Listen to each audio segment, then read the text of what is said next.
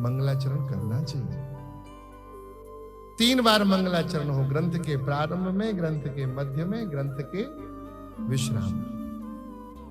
और हमारे जीवन की भी 3 ही अवस्थाएं हैं। जीवन का प्रारंभ बाल्यावस्था में, जीवन का मध्य युवावस्था में, और विश्राम अवस्था वृद्धावस्था। और मैंने कई बार कहा है, यदि बाल्य अवस्था हमारी प्रबुद्ध होगी, मंगलाचरण से युक्त होगी, धर्म शास्त्रों के आचरण से युक्त होगी, तो हमारी युवा अवस्था शुद्ध होगी।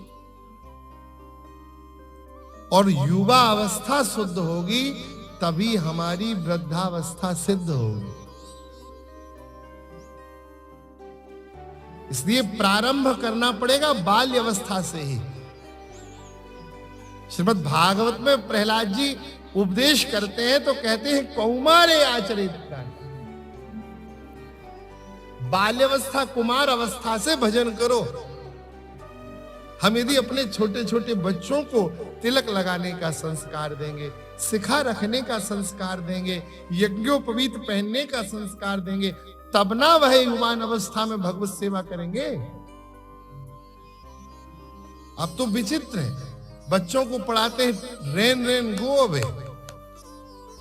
बताओ, अच्छा एक बात बताओ, भारत कैसा देश है? कृषि प्रधान देश है कि नहीं है ना?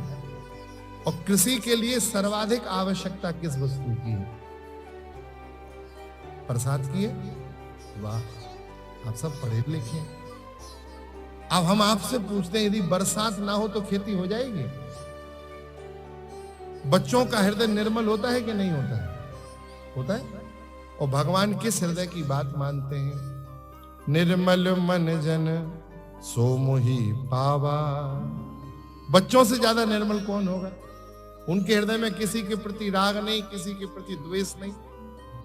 अब भारत के बच्चे सारे निर्मल मन के वो प्रार्थना कर रहे हैं, रेन रेन गो अवे, पानी पानी तुम चले जाओ। अब कहीं धोखे से भगवान ने प्रार्थना सुन ली, वो पानी चला गया तो हो गई जय जय सीताराम। फिर आपको रोटी मिलना कठिन हो जाएगा। आप बताइए, हम लोग समझते ही नहीं हम कर क्या रहे हैं, क्या पढ़ा रहे हैं, किस लिए पढ़ा रहे हैं, कुछ समझते ही नहीं। बच्चों को मंगलाचरण करना सिखाओ। भोर में उठें तो अपने हाथों का दर्शन करें। कराग्रे वसते लक्ष्मी, कर मध्य सरस्वती, कर मूले तु गोविंदम, प्रभाते कर दर्शनम। भोर में उठो तो अपने इन हाथों का दर्शन करो। हाथों का दर्शन करना मतलब क्या? हाथों से हम क्या करते हैं? कर्म करते हैं। भोर में उठो तो अपने कर्म का चिंतन करो, मेरे से कोई गलत कर्म ना हो, मेरे से किसी का दिल ना दुखे, मैं किसी के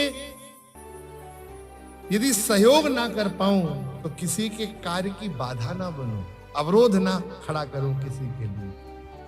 इसका चिंतन भोर से करो, मेरे से किसी के हृदय को पीड़ा ना हो। और जो मुझे लगता है सबका हित करता है, उसका हित श्री गोविंद देव जी करते हैं।